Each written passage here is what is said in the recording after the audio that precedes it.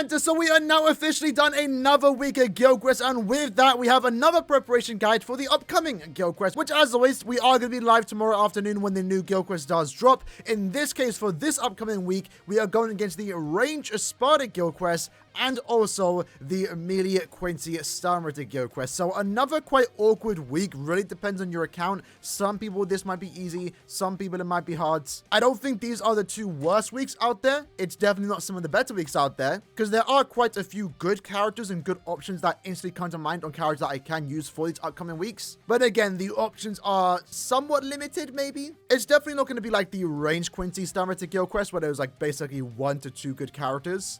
Maybe is. We're about to find out actually, right? So first up, let's have a look at phase 1 for next week, and in this case we have the Range Espada Guild Quest. Now when compared to the Espada Guild Quest, I would like to think Range is a lot better off, despite there being a lot of melee Espada killers. Like most of these are just bad. Like this whole entire like list of characters up until basically Ichibe are unusable. So realistically, when it came to melee Espada killers, you basically had less than 2 row of characters to actually work with. When it comes to the Range Espada Guild Quest, to be fair, it's kind of in the same situation, almost less than 2 rows to work with. I'd say everyone above Ichigo are characters worth using and bringing in this particular quest. Now, when it comes to your leads, the character you want to main with, there are going to be 2 options that you can use. Ideally, though, the most perfect character here is going to be Beyond Resurrection Aaroniero, the remake version, right? The renewed version. It's quite self-explanatory why he is one to be used here. He has a Spada Killer. He has a Tracking Vortex SA2, which, as we all know in the very hard Guild Quest, is very important. If you can't provide your team with barriers, having a Vortex to keep your teammates safe and allowing your 2 sides, yourself included, to do more damage is always important. It's going to be pretty good for inflicting stat elements, which in his case he does apply both weakening and also burn. He is immune to the stat element that is on the floor, which is obviously nice to see. And he himself just has like a really high damage output, right? Especially when you inflict the stat element. Most important though, his summon does actually hit quite hard, and that's going to be obviously important to know here with this character. Not only is he going to be really good for his, strong attack damage output and also really good crowd control, his summon also does pack a punch, so it's going to be quite good for going through one particular boss super fast. Faster, obviously, compared to the other 4 bosses. The upcoming final boss is also going to be a power character, so even more reason to use Aaroniero if you do have him, because he will have attribute advantage against the final boss. If you decide to use your summon against that Aaroniero, there's a good chance you're going to finish that boss within like less than 10 seconds time. So yeah, if you have Aaroniero, he's going to make this quest a lot easier. Now, when it comes to the other main characters, you, again, very limited set of options here. But there are potentially options. The first character, which might be an unconventional choice here, is going to be this particular Soifon, the TLA Kido tournament one. I mean, in her case, she's not going to be as good as Aaroniero, but she does do more damage to paralyzed enemies. She can potentially reliably inflict paralysis, many with the immobilizer. If you do decide to use it as a main because you have no other better option, the idea here is probably going to be to hope to get lucky with the immobilizer so you can paralyze every time a boss does spawn in. She would more so be carried by your side characters, but she is potentially going to be a good main if you have no other better option. And again, the more dupes you have of this character, the better she is going to perform. The same can potentially be said about this particular Retsu. In her case, she's immune to the status elements. She does actually do more damage in Guild Quest, so she might be like a underrated pick. I don't even have it, so I can't personally test it myself. But in the future, if you ever get this character and potentially dupes of her, she's someone potentially worth investing in if you don't have Aaroniero or if you have more dupes than this character, right? Because again, she has paralysis on every attack, could be good for, keeping the enemy in bay. She can heal your teammates with the soul bomb, so if you see yourself potentially dying or your teammates are about to die, you can use that soul bomb, inflict the paralysis, and of course also heal your team, potentially back up to full stamina, but also most importantly, she can apply weakened defense. That's therefore then going to allow your teammates to do 30% more damage. She does more damage in Guild Quest, doesn't have of course the highest damage output, but definitely is someone that can potentially be used if you have not of a better option. Another character you can use as a main, one of the only few usable NAD characters as a main character, but he also does double down as a good side character, and that of course is also another Aaroniero, the Kakao one. Reason for him is because his summon does actually apply the debuff effects. That could be really good for getting through one boss in particular. He also again also does do more damage in Guild Quest and has a really high damage boost when he does inflict the status element. There's very few NAD characters with these status element attack boost, and it's really good for the very hard Guild Quests. The only problem with this Aaroniero to a certain extent is that you kind of need to inflict the status element to get that really high attack boost. With NAD characters, it's not as reliable. His SA3 though is like a group attack, so it does group all the enemies into a particular area where you can then use your NAD string. Again, we have to kind of test and see how he he does from as a main in the very hard guild quest, but in the hard difficulty, he was really good as a side or a main character. You have two options with this particular character.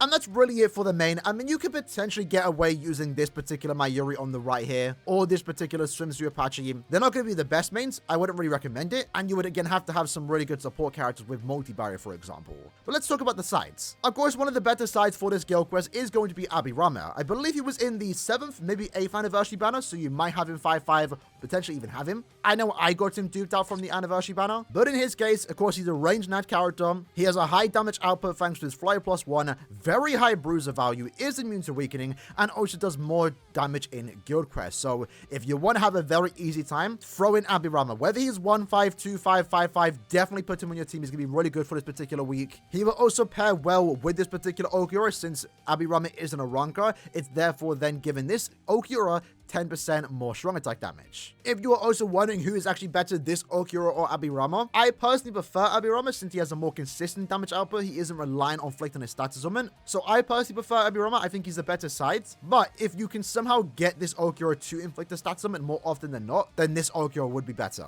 At 1 out of 5, you might actually want to go for him too, because the attack boost does get him above the potential 4,500 attack threshold that you do want to be above. Another great character, of course, to use it is going to be the Yukio. I unfortunately do not own him, but he's going to be really good here since, again, he's a ranged Espada killer. He's immune to weakening. He also does do more damage in guild quests, and he is a boost character. So when you use that SA2, you're giving your entire team 43% extra attack, focus, and also defense. A must-have, in my opinion, for this particular guild quest week. If you throw him in your team, the team gets better. It's that simple. He's going to be your most reliable booster. If you don't have him, another boost option is going to be this particular now. I still wouldn't recommend it, to be honest. Like, sure, she does provide the boost SA2. Sure, she also does provide the barriers. She's not going to be a bad character, per se, to use here. I personally won't, but you can definitely make a use out of this character, right? You do want to make sure she is immune to weakening, but if you have someone like Maid or Hime, you're probably just better off bringing her. While, again, she does no damage, she does provide the immunity, she does provide the SA2 boost, the booster boost, and of course does have the most. A potential good side character to use here. Of course, his damage output won't compete with Yukio or Aaroniero or even Aaroniero, for example, but he will be a decent character to use here as a side character, since he does have Flurry +1, and his bruiser value is at 50%. He's been in the game for 5 years now. If you have him 1 out of 5, if he's your best option, sure, bring him. Won't be the best character to bring here, but you potentially might have him 5-5 since he's been out for 5 years. If you do, you have him 500 additional attack, max transcended, he's worth using. So right now, for those that are wondering, the best team without a doubt, if you want to have a very easy time for this guild quest, is Beyond Aaroniero as your main, Aaroniero as a side, or Aaroniero, you can go either or, and then Yukio as your team booster.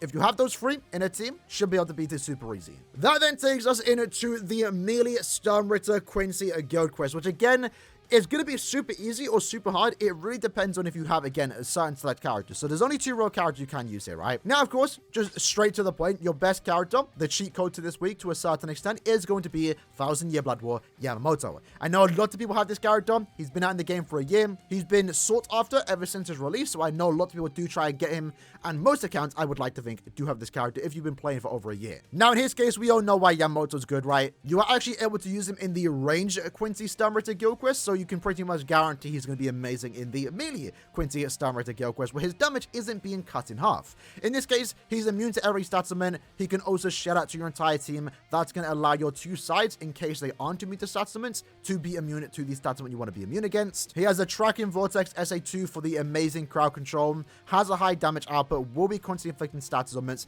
and when you do inflict the stats augment, you are therefore doing more damage. But most importantly, of course, his Soul One does hit ridiculously hard thanks to his bombardment, his spiritual pressure boost, and of course the weakened defense. The Soul Bomb in of itself, at 5 out of 5 especially, pretty much nukes through one entire boss, and whatever boss you do decide to nuke out, you're going to clear in less than 10 to less than 2 seconds time. If you have Yamamoto, definitely use him as a main. There's no one that's going to be able to compete with him as a main character. And if you don't have Yamamoto, like, the only other main character I would recommend other than Yamamoto is potentially this particular Lisa, but she's going to be nowhere near as good, and she is going to need that extra bit of support, especially because she won't be immune to these stats augment that you will see on the floor. But since Yamamoto does make it so your teammates can be immune to stats augment, Yama as a main and then Lisa as a side will actually work quite well. Of course, as we all know, Nat characters are going to be really good here. So in this case, this Yamamoto, his damage output, to be honest, isn't really the highest. You know, he essentially only has Fly +1 with a 20% bruiser. He was, after all, designed for Brave battles in mind, but he potentially works well with Yamamoto, the 1000-year Blood War one, since they both can apply weakening and also burn. We don't really have many options for Nat characters here, so you have to work with what you got. He's been out in the game for 2 years now. You might have him. I only have him 1.5, unfortunately, but he will still be a good side character to go alongside your potential 1000-year Blood War Yamamoto. The second Nat character, and a pretty decent choice to use it, is of course Tsukishima. Once more, has been out of the game for a few years now. You might have the character duped out. He was to be used here because of his SA2. He's a Nat character too, so again, we don't have many options. He's one of the 2 Nat characters that you can use here. Again, has a very similar damage output to Yamamoto, not really the highest, but it shouldn't matter all too much. But the main reason why you are using him is for the SA2 boost attack. It's going to provide you with 33% extra attack, focus, and of course also defense. So a very simple team that you can go with here is Yama as a main, Yama as a side, and of course also Tsukishima as a side. That team should work relatively well. Of course, another good character that you can bring here for the boost factor is this 1000-year Blood War Chad. The problem with Chad is that he does want to do more damage to enemies not afflicted with an ailment, and unfortunately, you're going to be constantly inflicting status ailments, right? So at that point, essentially, he only has, what, Flurry +1? That's going to be lower than both Yamamoto and also Tsukishima. While his damage output might be lower than Yamamoto and also Tsukishima's, he does come with the benefit of having a boost SA2 with the booster skill. So that will therefore then be providing you with 43% attack, focus, and of course also defense. Other than that though, you don't have much options. You know, Chojuro would be a decent side character just to have a decent damage output. Might make for a decent main since he can apply paralysis. Zamari does have a highish damage output, but again, won't be an amazing main. Momo just came out recently. She's more so designed to be used in Epic Raids and Inheritance Zone, not really designed to be used in Guild Quest, but if you have not of a better option, because again, we are limited here, she will be worth using as a side. But right now, definitely you want to strive to be using Yamamoto 1000-year Blood War as a main. If you have him, this quest becomes significantly easier. After you have that, you know, main thing, Yamamoto as a main, at that point, just use any of your better characters, right? You can go with Lisa, you can go with Halibel, Chad, Momo. As long as Yamamoto is your main, you should be fine. But again, a more traditional team, a simple team with 1 SP, 2 Nat characters, I think a good team to bring here would be Yamamoto, Tsukishima, and Tsukishima can be replaced with Chad. And keep in mind, the final boss will be Mines, so having hard characters will be good for the final boss, so potentially Momo might be a good side. Again, Safui Yamamoto, though, will be also another good side for the no attack damage output. And remember, the status one for this particular quest is weakening, so being immune to weakening is something that you want to do.